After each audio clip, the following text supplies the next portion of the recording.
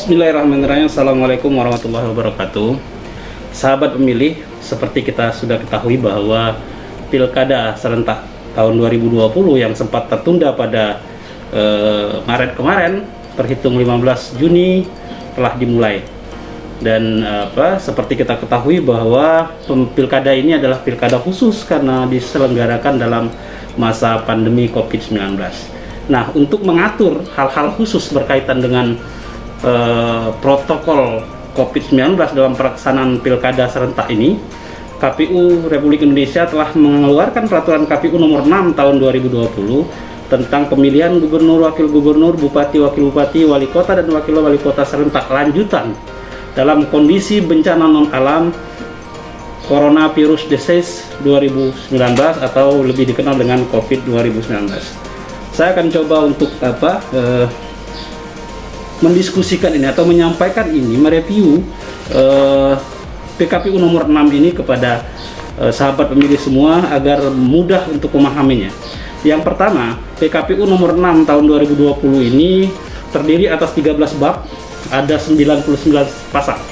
2 bab awal itu berisi tentang pengaturan umum dan 9 bab lainnya itu berisi tentang jadwal dan tahapan kegiatan yang diatur dalam protokol COVID-19, dan 2 bab terakhir berisi tentang ketentuan lainnya dan ketentuan penutup.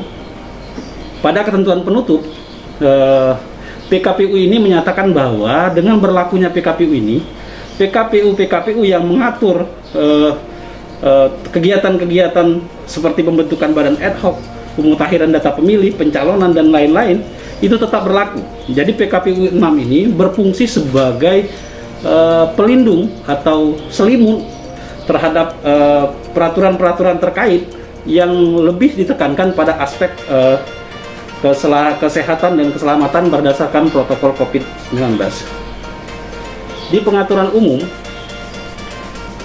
PKPU 6 2020 menyatakan bahwa penyelenggaraan pemilihan lanjutan serentak di masa pandemi COVID-19 ini dilaksanakan dengan prinsip 13 prinsip awal itu tetap sama, namun ditambah 2 prinsip lagi, yaitu prinsip kesehatan dan keselamatan. Artinya kalau prinsip kesehatan dan keselamatan itu masuk dalam peraturan KPU, maka ketidakpatuhan atau ketidakpedulian terhadap 2 prinsip ini dapat berbuah pelanggaran administrasi atau bisa jadi pelanggaran etik bagi penyelenggara pemilu. Aspek kesehatan dan keselamatan itu berlaku pada seluruh tahapan dan paling tidak itu memenuhi prosedur antara lain. Yang pertama, penerapan prinsip K3, terus yang berikutnya ada rapid test dan PT-PCR secara berkala, penggunaan alat pelindung diri, masker, sarung tangan, pelindung wajah, sarana sanitasi atau cairan antiseptik berbasis alkohol, pengecekan suhu tubuh maksimal 37,3 derajat yang menjadi standar KPU RI. Kalau di atas itu, maka kalau ada petugas misalnya yang suhu badannya di atas itu, maka tidak diperkenankan untuk bekerja. Terus yang berikutnya, jaga jarak, larangan berkerumun, pembatasan jumlah peserta, pembersihan dan inspeksi barang yang digunakan secara berkala, penapisan, screening kesehatan, sosialisasi, edukasi, dan promosi terhadap pengendalian penularan COVID-19 di masing-masing daerah.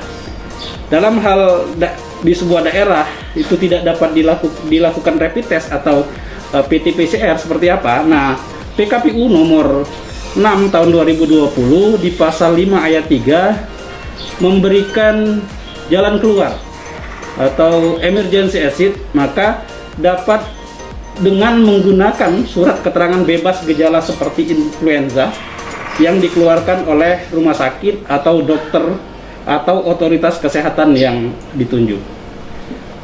Pengaturan umum lainnya yang menonjol dalam PKPU nomor 6 ini adalah seperti apa pemanfaatan teknologi informasi untuk menggantikan pertemuan-pertemuan atau tahapan-tahapan lain bagi seluruh pihak yang terlibat dalam tahapan penyelenggaraan pemilu. Artinya semua tahapan itu dapat menggunakan teknologi informasi sepanjang itu memungkinkan.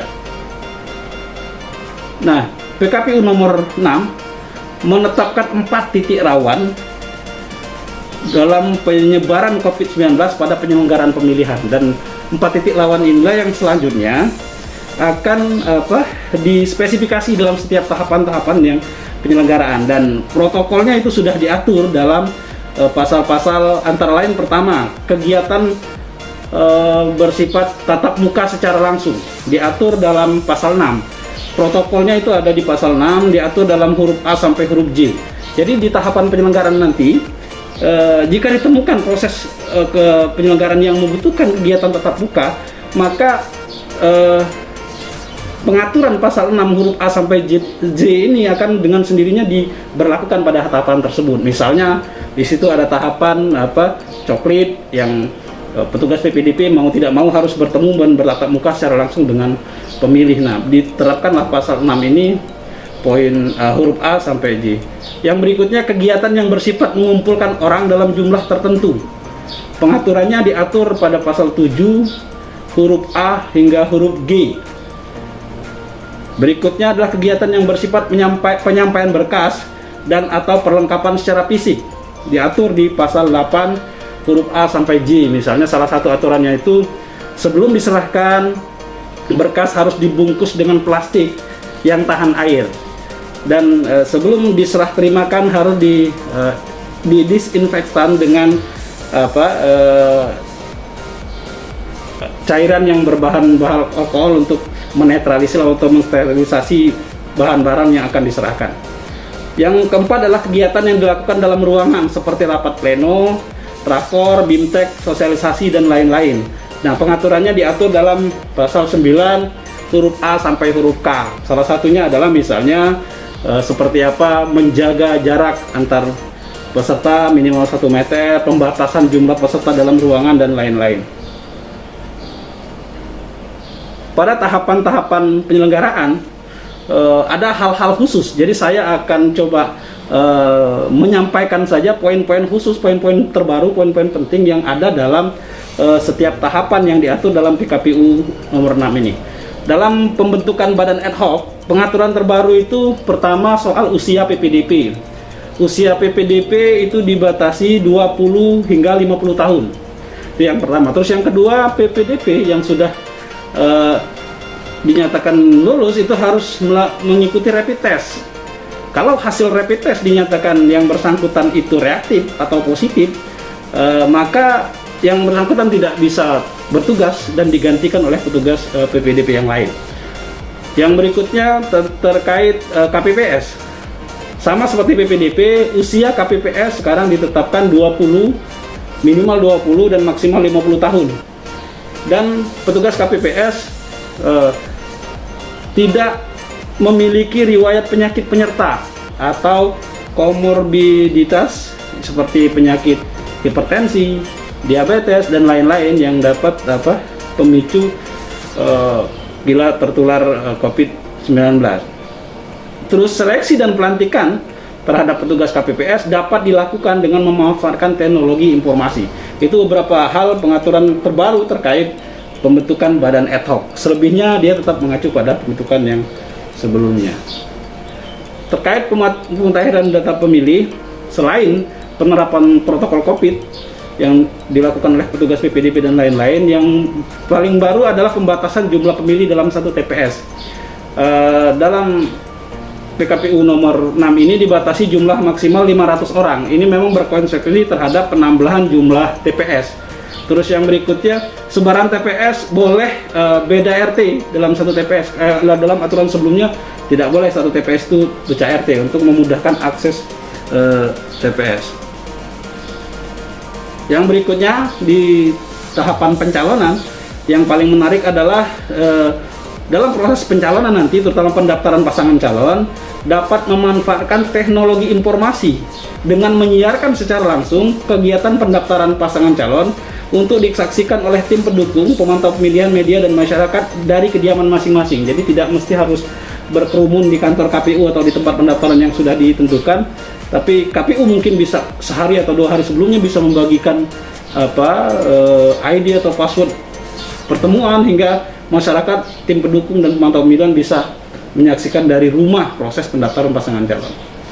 Kampanye di tahapan kampanye 7 metode kampanye yang sebelumnya itu tetap akan diadopsi dalam pelaksanaan pilkada di masa Covid ini. Hanya memang lebih ditekankan pada proses memaksimalkan pemanfaatan teknologi informasi, baik itu teknologi informasi media dalam jaringan maupun media sosial. Pengaturan khususnya itu terjadi pada jenis kampanye, metode kampanye debat publik. Debat publik dilaksanakan dengan tidak menghadirkan undangan, penonton atau pendukung, hanya menghadirkan calon atau tim kampanye dalam jumlah terbatas dan tidak harus disiarkan secara langsung. Artinya kalau selama ini debat publik harus langsung, mungkin ke depan itu bisa berbentuk siaran tunda dengan catatan mungkin akan tidak bisa diedit dan lain-lain. Terus kampanye rapat umum hanya dapat dilakukan di wilayah setempat yang telah dinyatakan bebas COVID-19 oleh gugus tugas.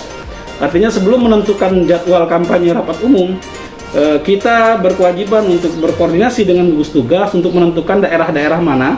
Kalau di sebuah kabupaten artinya kecamatan-kecamatan apa saja yang dinyatakan bebas COVID-19. Kalau daerah tersebut ternyata tidak ada wilayah yang dinyatakan bebas COVID-19, maka kampanye rapat umum tentunya di wilayah itu tidak dapat dilakukan.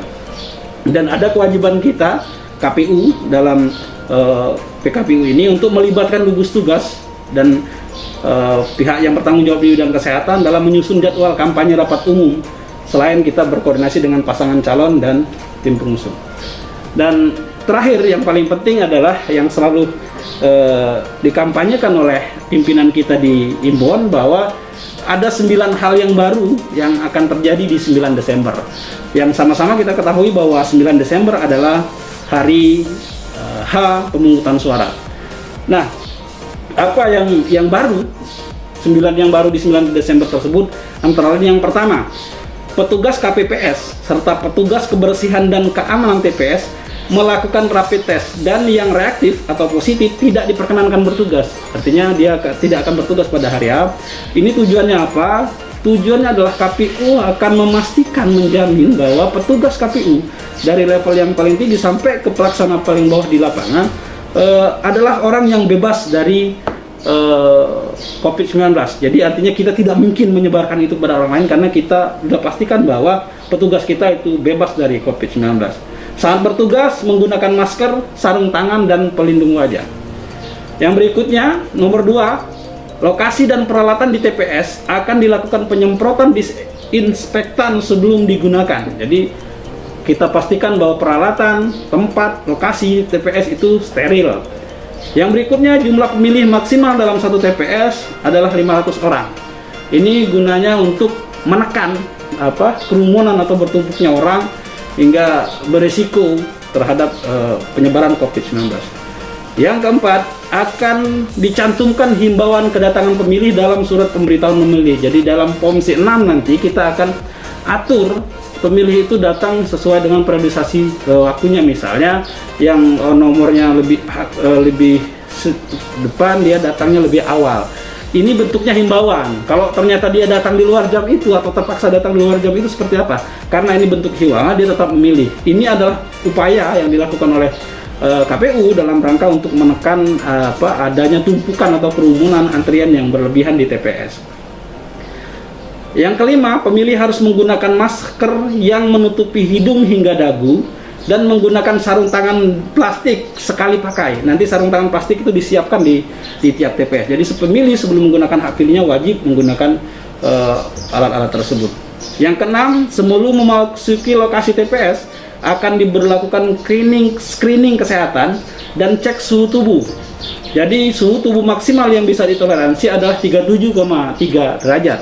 Yang pemilih yang suhu tubuh di atas itu akan diperlakukan secara khusus nanti di tempat pemilihan yang khusus. Yang ketujuh, paku untuk mencoblos dan perlengkapan pemungutan suara yang digunakan secara bersama akan disterilisasi dengan disinfektan secara berkala selama proses pemungutan suara. Terus yang ke-8, ada pembantasan antrian pemilih dan pengaturan jarak fisik saat mengantri maupun saat mencoblos, minimal jaraknya 1 meter. Dan yang 9, tanda tinta setelah mencoblos yang selama ini dicelupkan di botol tinta, untuk 9 Desember nanti tidak dicelup tapi ditetes. Nanti petugas KPPS yang akan menetes tinta tersebut kepada jari pemilih yang sudah menggunakan hak pilih.